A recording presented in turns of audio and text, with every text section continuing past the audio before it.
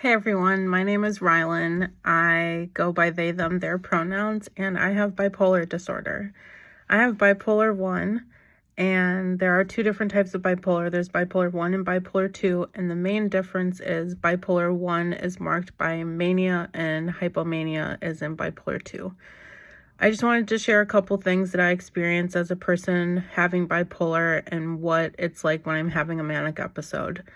I think there's this really harmful stereotype when it comes to manic episodes that from the outside, someone,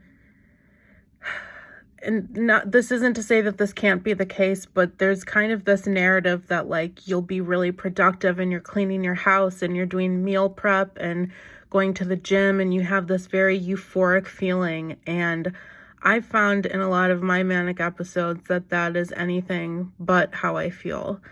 Being manic is one of the most lonely and isolating and scary and out of control feelings that I have ever felt in my life.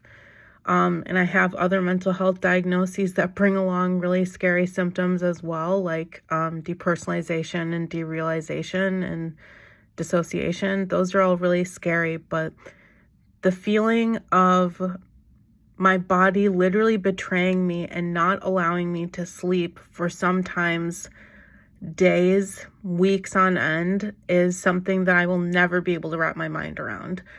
There are many times when I've had manic episodes. 2022 was the worst year for me. I had 5 months in a row of having manic episodes.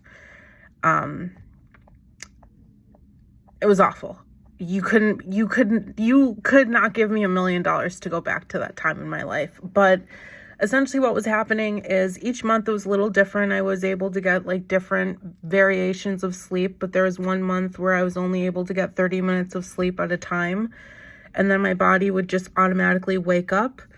And there was nothing I could do. Sleeping pills didn't help, anti-anxiety pills, meditation, working out, breathing, yoga, anything. All of those things didn't do anything. My body was really betraying me.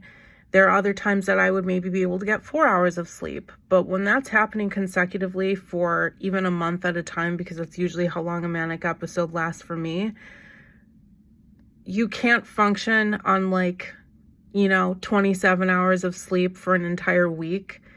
It doesn't turn out very well. But that's the thing that is also confusing is my body's inability to be able to sleep, but the amount of functioning that I'm able to do while not having slept. I can get through the day and I don't feel like I need sleep.